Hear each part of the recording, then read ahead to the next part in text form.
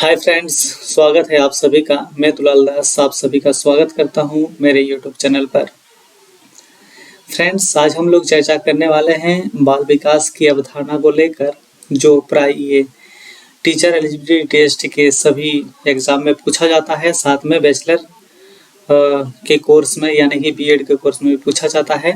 और चाहे जो टेट की बात हो, चाहे जे टेट हो, एस टेट हो, एच टेट हो, मतलब लगभग सभी स्टेट के टेट में बाल विकास की अवधारणा जो सीडीपी चैप्टर है, इसमें से क्वेश्चन पूछा जाता है। तो फ्रेंड्स, आज हम लोग देखेंगे कि इसका थ्योरीटिकली हम लोग जो इसका अध्ययन करेंगे बाल विकास की अवधारणा को लेकर। फिर आगे टॉपिक में हम लोग इसका जो इम्पोर्टेंस क्वेश्चन बनता है, जो सालों साल पूछा जाता है इस चैप्टर को लेकर, मैं उसका ऑब्जेक्टिव टाइप वीडियो भी बना दूंगा, आप लोग जाके देख लीजिएगा। फ्रेंड्स, आप लोग बाल विकास की अवधारणा को जो इसका जो मतलब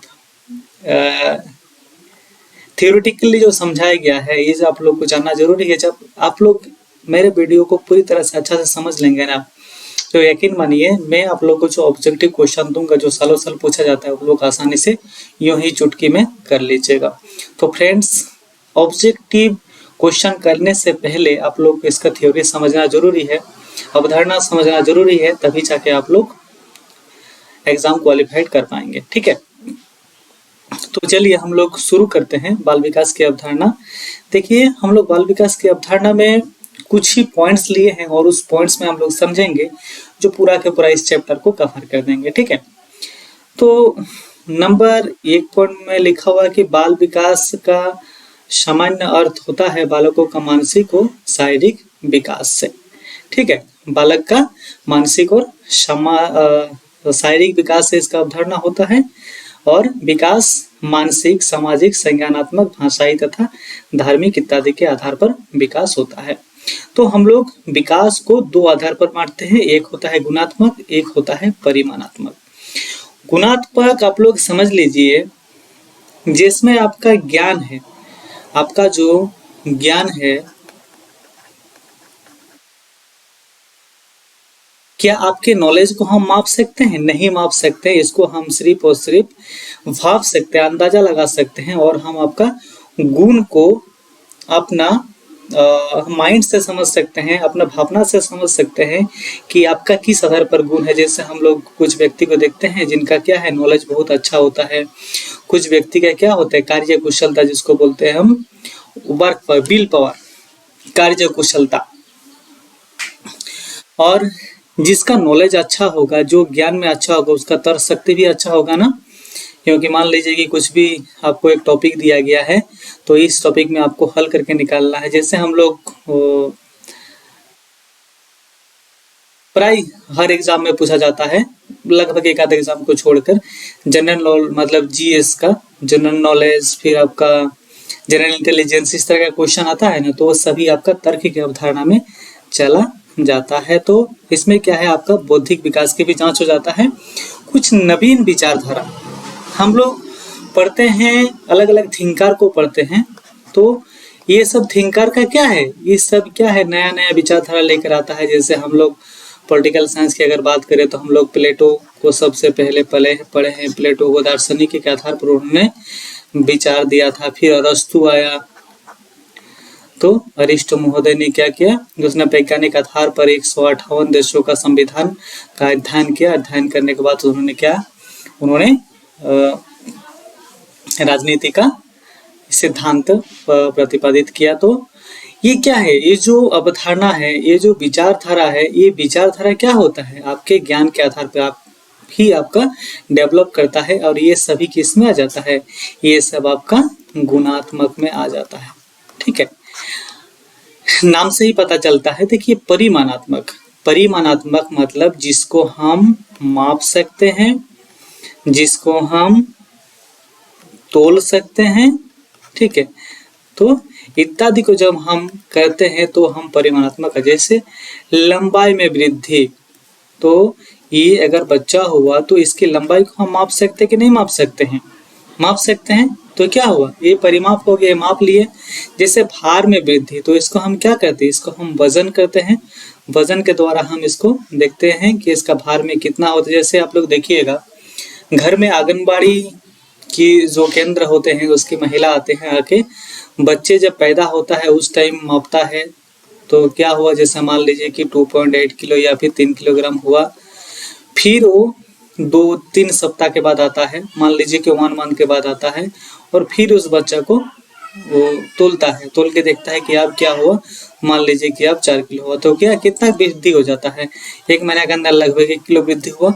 तो हम ये समझ सकते हैं कि हम जिस चीज को माप सकते हैं या फिर तोल सकते हैं उसको हम परिमाणात्मक वृद्धि की अवधारणा में या विकास की मतलब परिमाणात्मक वृद्धि और विकास की अवधारणा में इसको रखते हैं। ठीक है,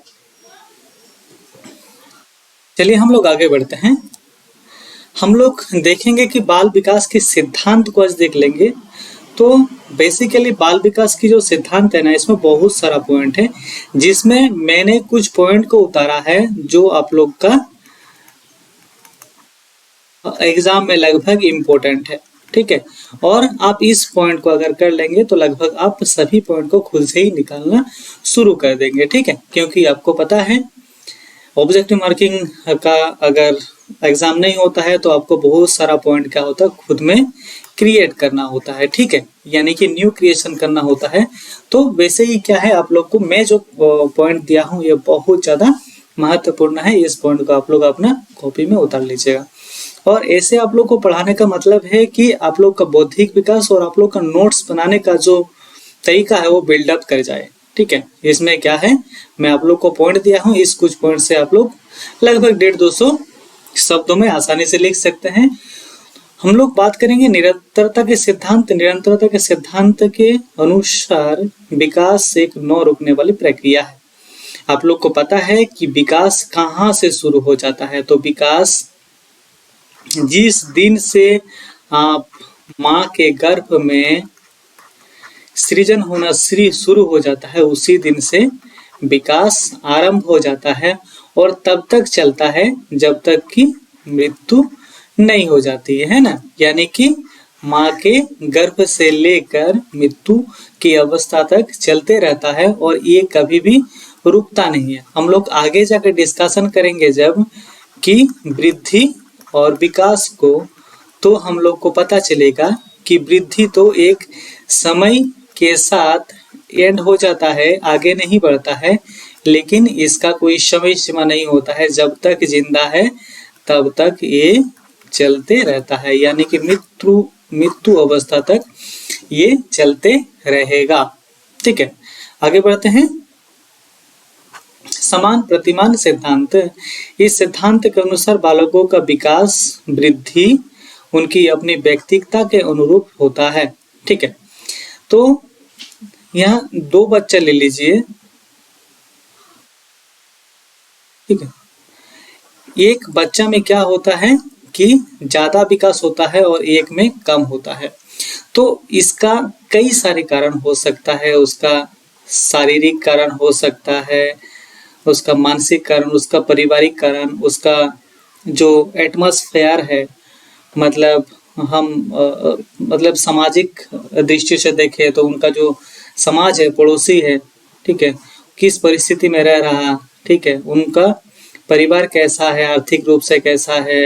अगर आर्थिक रूप से सक्षम होंगे तो उनको पर्याप्त मात्रा में सभी प्रकार के खाद्य पदार्थ मिलेंगे जिसमें सभी प्रकार की पुष्टि होंगे। और एक जो गरीब बच्चा है उसमें आर्थिक रूप से अगर अच्छा नहीं होगा तो उनको उतना पौष्टिक आहार नहीं मिलेगा।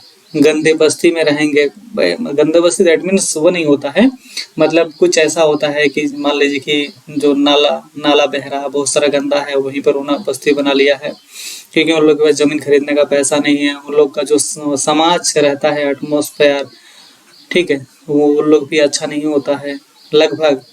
ठीक है, देखते हैं ना कि गलत गलत धारणा, गलत गलत संगत, तो ये सब चीज में हम लोग डिफाइन कर लेते हैं कि इसका जो कैजुअलिटी रूप से, व्यक्तिगत रूप से जो विकास होता है, तो ये समान प्रतिमान के सिद्धांत पे आधार पर डिपेंड करता है। ठीक है,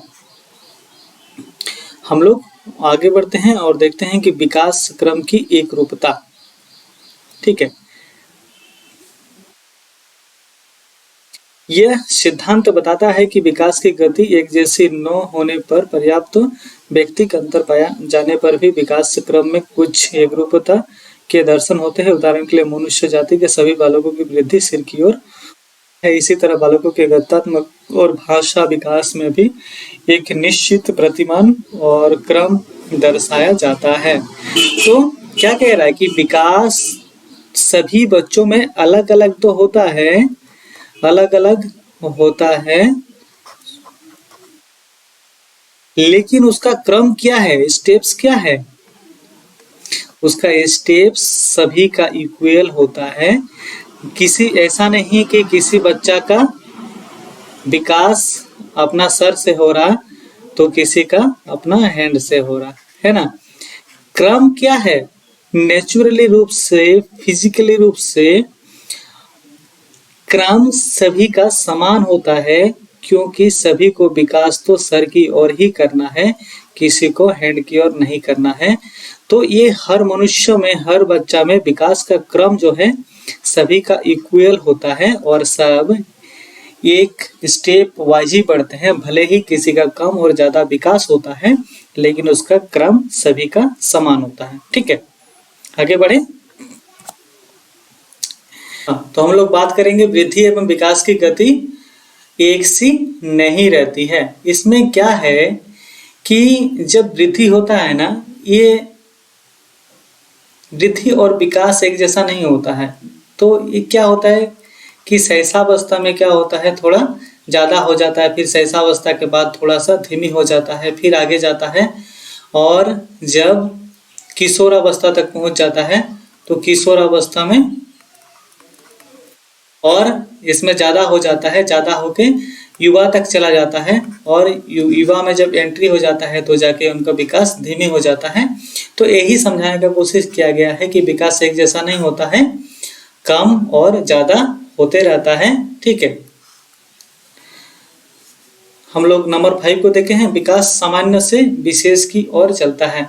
विकास सामान्य से विशेष की ओर चलने का मतलब होता है, जैसे मान लीजिए कि एक छोटा बच्चा किसी भी चीज को पकड़ने का कोशिश कर रहा, तो एक क्या हो जाएगा, विशेषता हो जाएगा।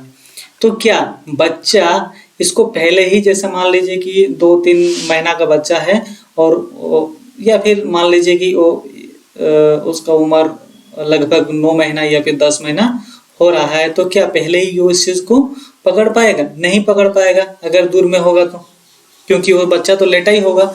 तो लेकिन बच्चा को क्या है, इस चीज को पकड़ना है, ये पकड़ना उसका विशेषता है। तो पहले क्या करेगा, हाथ पैर हिलाएगा जोरों जोरों से, फिर अगर इसको नहीं फिर भी नहीं कर पाएगा तो कोई लाके इनको पकड़ा देगा। तो ये कोई लाके पकड़ाने इसका विशेषता नहीं हुआ। फिर जब ये थोड़ा आगे बढ़ेगा, आगे बढ़ने के बाद जब वो किसी भी चीज को पाने का कोशिश करेगा, तो क्या है, वो कुछ देर हाथ पैर हिलाएगा, फिर उस चीज तक पहुंचेगा, थोड़ा सा आगे बढ़ेगा तो फिर इस चीज को प्राप्त कर लेगा। तो ये उसका विशेषता, ये उसका कंप्लीट हो गया। किसके द्वारा? अपने द्वारा। तो ये क्या होता है, विकास सामान्य से विशेष। सामान्य क्या था, जब वो लेटा था, हाथ पैर हिला रहा था, लेकिन ये दूर में था, वो पकड़ नहीं पा रहा था, लेकिन थोड़ा आगे बढ़ा, हाथ पैर हिलाया और उस चीज को प्राप्त कर लिया, ये उसका विशेषता हुआ। ठीक है, फिर आगे बढ़ेंगे और परस्पर हम लोग परस्पर संबंध सिद्धांत के बारे में हम लोग बात करेंगे, नंबर 6 को, है ना। परस्पर संबंध सिद्धांत यानी कि जैसे शारीरिक, मानसिक, सामाजिक, संवेगात्मक, ये सभी का जो विकास होता है ना, या फिर आपके शरीर के अंदर ही अगर किसी भी पार्ट्स का विकास होता है ना, तो केवल उसके लिए नहीं होता है। जैसे समझ लीजिए कि आपका बोन बहुत मजबूत है, आपकी हड्डी बहुत मजबूत है, तो आपकी अगर हड्डी मजबूत होगी तो आपकी मसल भी अच्छी होगी, है ना। आप कार्य में भी अच्छा होंगे, आपकी कार्य क्षमता भी ज्यादा होंगे, यानी कि विल पावर भी ज्यादा होंगे। ठीक है,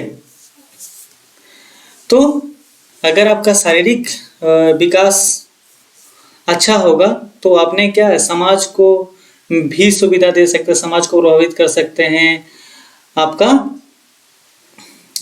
जो कार्य क्षमता है वो ज्यादा बढ़ेंगे। अगर आपका मानसिक विकास है, मानसिक विकास यानी कि जब आपका बौद्धिक विकास या फिर आपका इंटेलेक्चुअल जब आपका विकास होता है, तो आपने जब आपका बुद्धि ज़्यादा होगा तो क्या होगा, आप समाज को एक नया दिशा दे सकते हैं, आप नई विचारधारा को प्रतिपादित कर सकते हैं, आप और भी कई सारे कार्य कर सकते हैं। तो इसी प्रकार से विकास एक दूसरे से लगा हुआ होता है। ये नहीं होता है कि आपका इस पार्ट का डेवलप हो यानी कि उसी चीज के लिए हुआ, एक दूसरे से लगा हुआ था। जैसे हम लोग पिछले के वीडियो में पढ़े थे अंतःस्रावी ग्रंथि। तो अंतःस्रावी ग्रंथि क्या करता है कि उन्होंने हार्मोन पैदा करता है और सभी को समान मात्रा में प्रोवाइड करता है। फिर क्या है, उस हार्मोन आपका बॉडी में कुछ समय के बाद वो खत्म हो जाता है और उसको बाहर निकाल देता है। ठीक है, तो ये सभी एक दूसरे का मतलब सब एक दूसरे से लगा हुआ होता है और एक दूसरे का कार्य हमेशा करता रहता है। अगर एक दूसरे का कार्य नहीं करेंगे तो क्या है, उसका अंत हो जाएगा, वो जीवित रह ही नहीं सकता। इसीलिए क्या है कि विकास परस्पर सिद्धांत में ही होता है। ठीक है,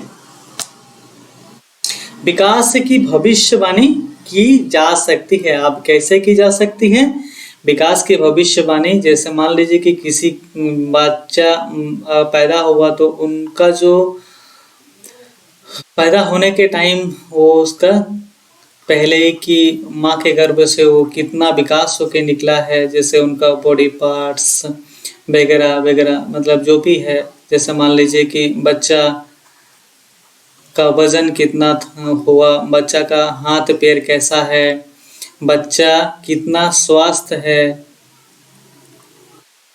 बच्चा कितना स्वस्थ है। तो इन सभी चीजों से क्या है आगे का भी ये हम लोग बात करते हैं ना कि बच्चा आगे जाके इतना अच्छा होगा, है ना। तो इसी प्रकार से जैसे मान लीजिए कि किसी का अच्छा नॉलेज है, बच्चा 2 क्लास में पढ़ रहा और 2 क्लास में ही उन्होंने सारा ए से लेकर जेड तक, A for apple, B for ball, है ना, उनका जो रीडिंग दिया हुआ था उस बुक का जो रीडिंग था उससे भी पढ़ के उन्होंने 2 क्लास से बढ़ के 4 क्लास को ही पढ़ना शुरू कर दिया। तो इसको देखते हुए क्या अंदाजा लगाया नहीं जा सकता कि बच्चा आगे जाकर कुछ अच्छा करेगा, उनका फ्यूचर उज्जवल होगा ना। तो इसी तरीके से क्या है विकास का भविष्यवाणी किया तो जा सकता है, लेकिन वो 100% नहीं होता है ना, प्रोबेबिलिटी में होता है, हो भी सकता है नहीं भी हो सकता है।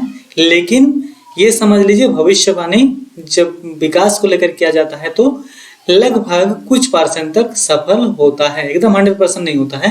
ये मत समझ लीजिए कि भविष्यवाणी किया तो वही चीज होगा, ठीक है, लेकिन भविष्यवाणी किया जा सकता है। नंबर 10 में पढ़ते हैं विकास लंबवत सीधा न होकर बर्ताल होकर होता है। यानी कि विकास, हम लोग पहले भी एक पॉइंट इसको एक बार देखे थे कि वृद्धि एवं विकास की गति एक सी नहीं रहती है। लगभग यही चीज को समझ लीजिए कि विकास टेढ़ी मेढ़ी अवस्था में चलते हैं, कुछ देर तक अच्छा चला, कुछ मतलब एक समय होता है, एज को ही देख लीजिए।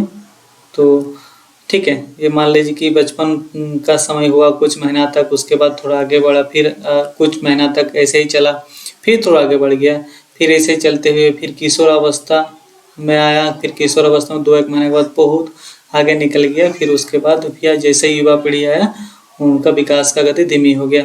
तो विकास क्या एक जैसे रेखा में हो सकता है कि जो मान लीजिए कि सेम स्पीड है तो सेम स्पीड में जाएगा, ऐसा तो नहीं हो सकता। इसीलिए क्या है विकास एक टेढ़ी मेढ़ी अवस्था में चलते रहता है। ठीक है, आगे बढ़े। बाल विकास को प्रभावित करने वाले कारक जो होता है ना वो 2 तरीका से होता है, एक होता है आंतरिक और एक होता है बाह्य कारक। आंतरिक में हम लोग बात कर लेते वंशानुगत। तो वंशानुगत कारक में क्या होता है, बालक के रंग, रूप, आकार, शारीरिक गठन इत्यादि। ठीक है, तो जैसे बालक के रंग कैसा हुआ, माता पिता जैसा था उसी रंग का लगभग होता है, 99% मिल जाता है। फिर उसका रूप, अगर मम्मी पापा बहुत अच्छे हैं, मॉम डैड अगर अच्छे हैं तो बच्चे भी का रूप भी अच्छा होगा। ऐसा नहीं कि मॉम डैड बहुत सुंदर है उनको बच्चे एकदम सुंदर नहीं हुआ, एकदम मतलब बदसूरत ही हो गया, है ना। तो ऐसा तो नहीं होता है, मम्मी पापा के आधार पर ही डिपेंड करता है, पारिवारिक के आधार पर डिपेंड करता है। ठीक है। शारीरिक गठन, अगर मॉम डैड का स्वास्थ्य बहुत अच्छा रहा, अगर दोनों हेल्दी रहा तो बच्चे भी हेल्दी होंगे। ठीक है। रोगा होने का संभावना बहुत कम होता है। अगर माता पिता में ये गुण नहीं होता है और हेल्दी नहीं होता है तो उनके बच्चे भी हेल्दी नहीं होने की संभावना ज़्यादा होते हैं। ठीक है। तो शारीरिक कारक भी इसी पे डिपेंड करता है लगभग। मैंने पढ़ा भी शारीरिक गठन, तो शारीरिक कारक मॉम डैड के हेल्थ के ऊपर डिपेंड करता है। मॉम डैड के मसल, मॉम डैड का जाति दैट मीन्स कि जैसे हम लोग देखते हैं कि कुछ जाति के लोग होते हैं, उन लोग का शरीर स्वास्थ्य मोटे होते हैं, थोड़े से काले होते हैं, और पर उन लोग का बहुत मजबूत हड्डी होते हैं। तो ये सब शरीर पे डिपेंड कर शारीरिक आधार पर डिपेंड करता है। वृद्धि, बच्चे का वृद्धि जैसा होगा उसी आधार पर उनका विकास भी आगे बढ़ेगा। ठीक है। तो वृद्धि अगर उनका बहुत कम हुआ तो शरीर का क्या हुआ, बहुत सारा पार्ट उनका ये मतलब समझ लीजिए कि विकास नहीं कर रहा।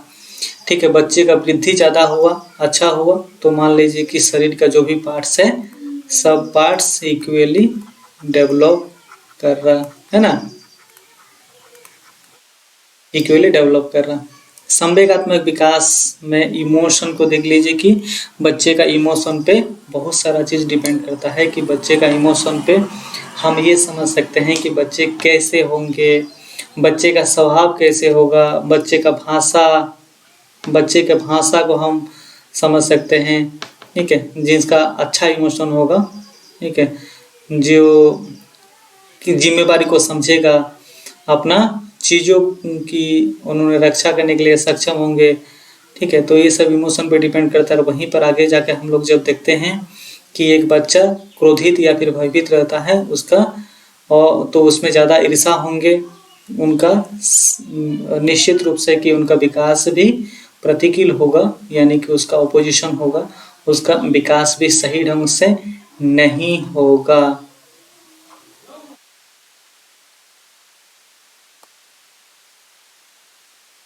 ठीक है। आगे बढ़े, हम लोग बाह्य कारक को देख लेंगे। गर्भावस्था के दौरान माता के स्वास्थ्य एवं परिवेश, जब बच्चे गर्भ में थे तो उनकी मम्मी का स्वास्थ्य कैसी थी, किस परिवेश में पल रहे थे, मम्मी का जो हेल्थ था, मम्मी का हेल्थ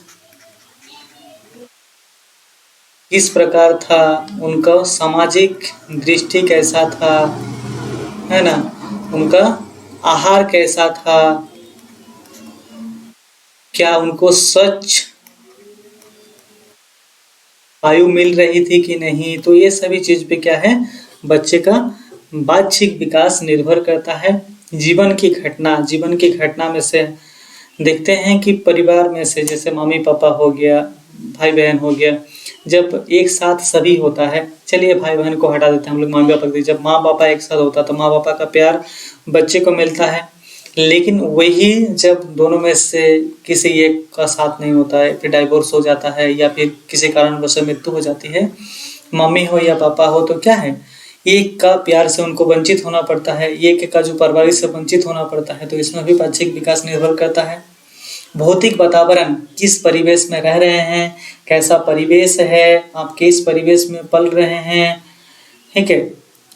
आपका जो परिवेश के अनुसार आपके जो पड़ोसी है उन लोग का बात विचार कैसा है, उन लोग शिक्षित है अशिक्षित है, तो ये सब चीज बाह्यिक विकास में आता है। और एक चीज है सामाजिक और आर्थिक स्थिति, ये विकास में काफी ज्यादा महत्वपूर्ण रखता है, मायने रखता है। आर्थिक विकास अगर अच्छे होंगे तो बच्चे में बाह्यिक जो कारक होता है वो मजबूत होंगे, विकास मजबूत होंगे, इसलिए क्योंकि उनको पर्याप्त मात्रा में सभी चीज मिलेगा, खाना से लेकर उनको सारी सुख सुविधाएं मिलना शुरू होंगे। और वहीं जब एक हम लोग आर्थिक रूप से पिछड़ा हुआ बच्चे को देखेंगे तो उनका विकास उतना अच्छा नहीं होगा, क्योंकि उनको उन सभी चीज नहीं मिला है, ना खाने के लिए अच्छा पौष्टिक आहार मिला है, ना ही उनको सभी सुविधा मिला है। तो क्या है, बाह्यिक कारक बहुत ज्यादा मायने रखता है विकास के लिए। फ्रेंड्स, आज के लिए इतना ही, फिर हम लोग अगले वीडियो में मिलेंगे। इस ऑब्जेक्टिव क्वेश्चन को तो सबसे पहले हम लोग पूरा करेंगे, फिर उसके बाद हम लोग सीडीपी का एक दूसरा चैप्टर पकड़ेंगे। तो तब तक के लिए धन्यवाद, आज्ञा दीजिए। अगर आप लोग किसी भी चीज को, किसी भी टॉपिक को नहीं समझ पाया तो कमेंट कीजिए और सपोर्ट हमेशा बना रखिए, ताकि मैं भी आप लोग के साथ हमेशा ऐसे ही बना रहूं। धन्यवाद।